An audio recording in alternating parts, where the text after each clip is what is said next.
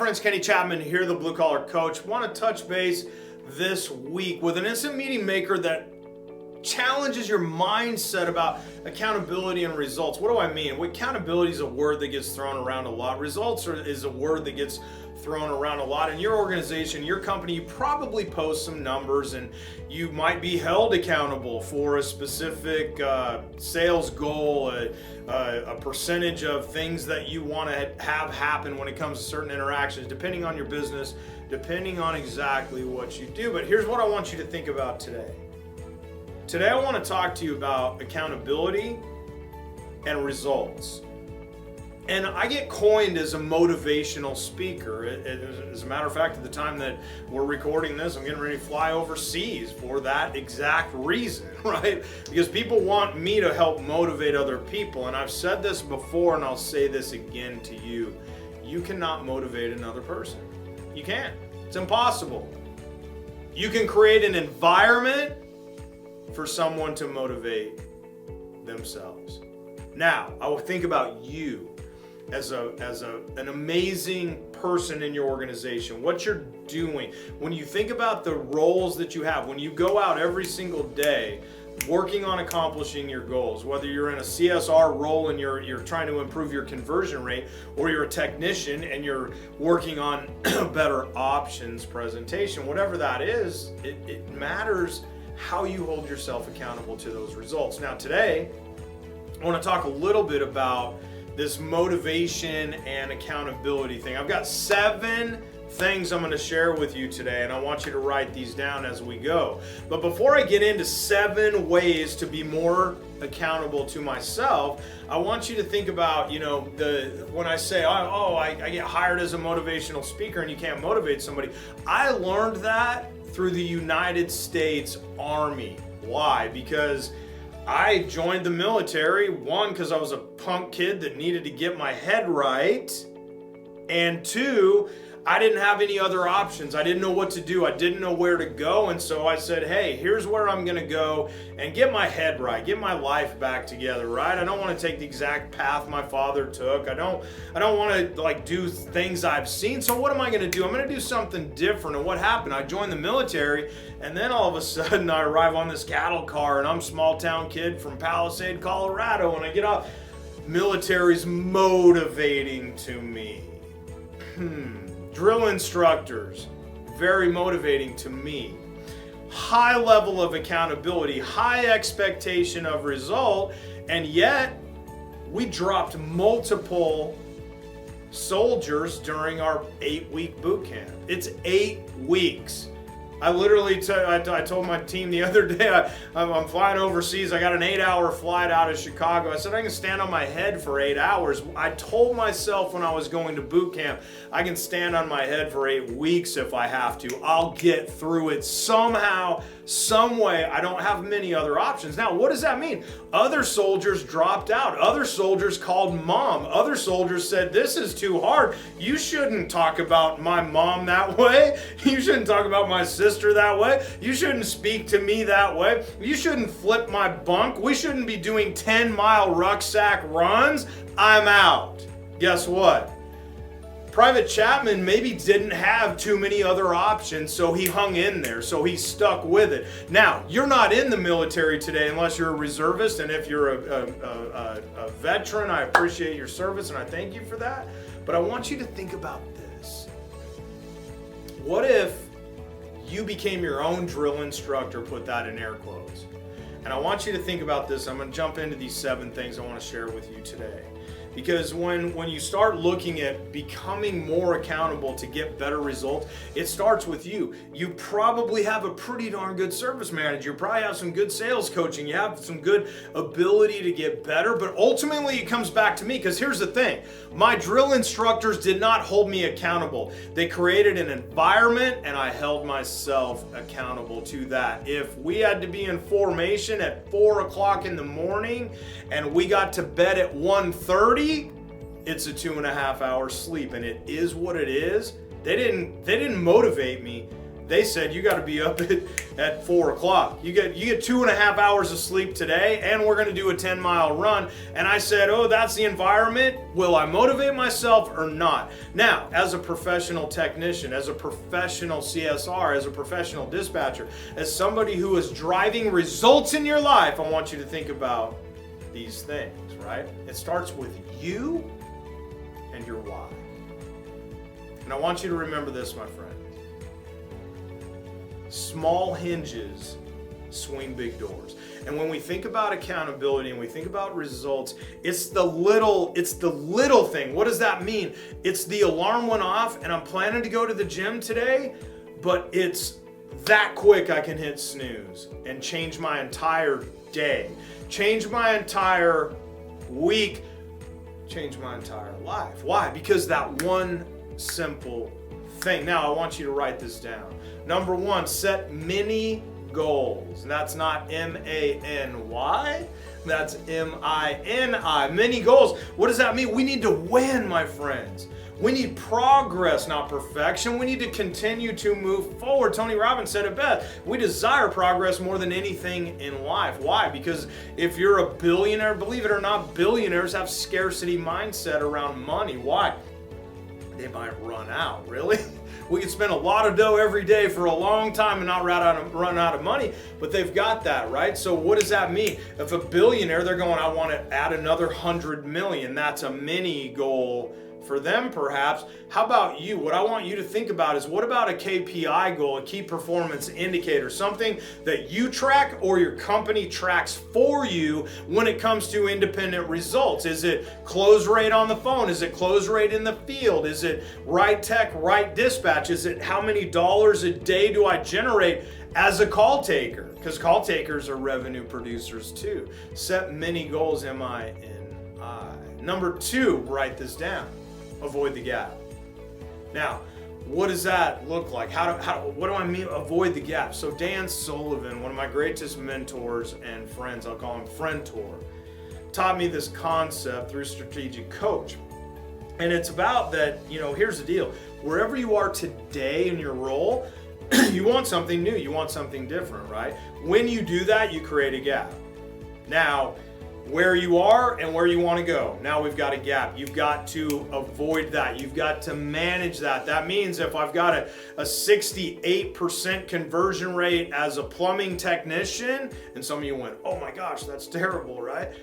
And I want to get to 72, I want to get to 85, whatever the numbers are, whatever type your business model is, but wherever you're running calls, what I want you to think about is, what's my 2 points? What's a couple percentages, right? Think about that.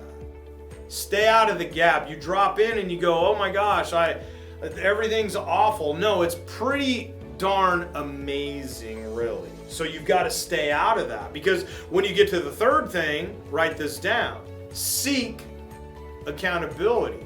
Seek accountability. Every top producer, every top performer in the world has coaching, has, built in, we'll say, the baked in ability to get better, the baked in ability to speak about what really matters. And you have that in management. You have that in the ability to reach out to us, whatever that looks like. I have technicians reach out to me all the time. Why? Because I care, because I'm a tech at heart. And I know I had to seek self-accountability because I ran 3 drain calls and all of a sudden owned a drain cleaning business. And I had no business being in business, but I had to find my way. And when you think about seeking self-accountability, right? 3rd step, as I said, write it down. I want you to think about Mo. Mo was my karate instructor when I was a kid.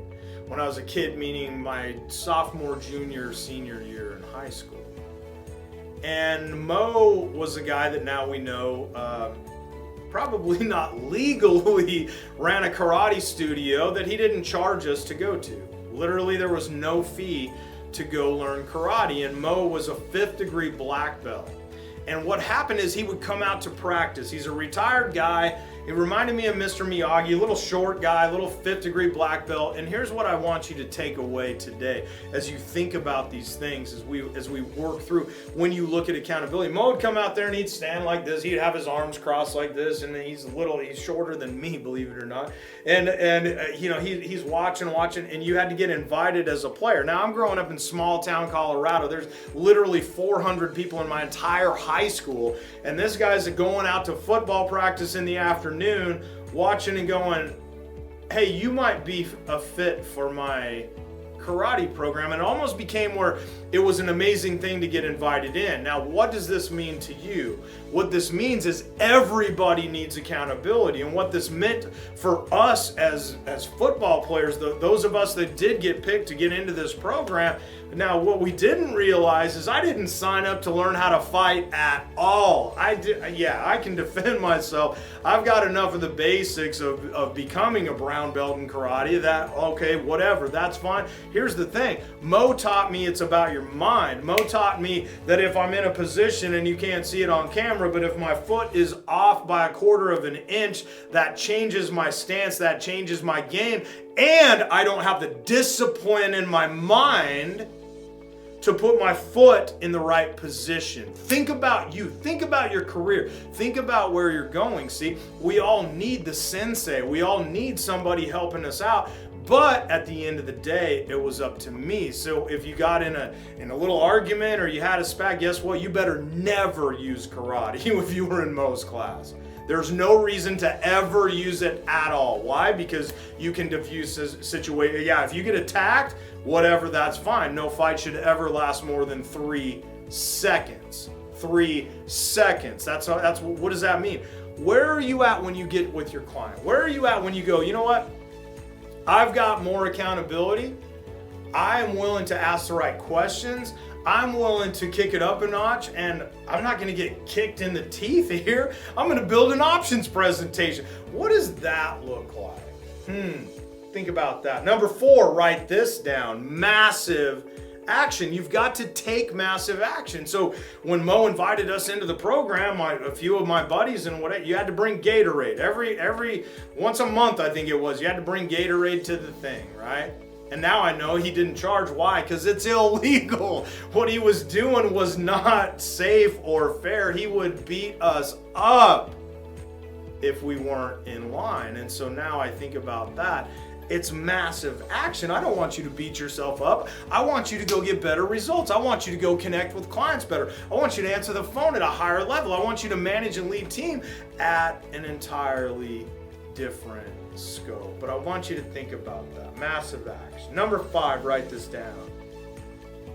When you think about moving forward, when you really think about like what would make me better, I want you to think about this. Improve your strength. Improve your strength. Write that down. What does that mean? I'm really good at a few things in life. Not very many, but a few. You're really good at certain things in your career. You're really good at certain angles. You're really good at certain conversations, certain questions, certain options presentations, certain ways to book calls on the phone, certain ways to communicate with team. You're really good at those things, right? Improve them. Get better when it comes to those. I want you to write that down. Number 5, improve your strength. And then we go to 6, write this down.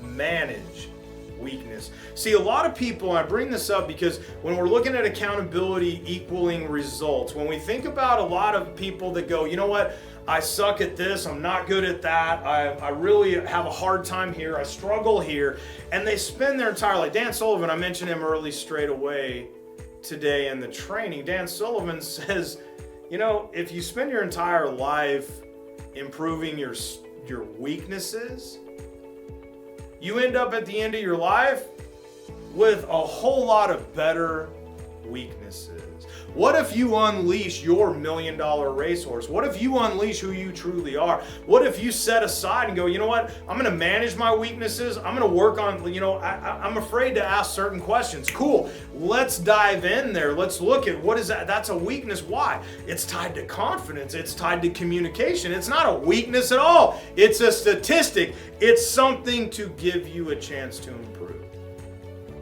So I want you to be mindful of that.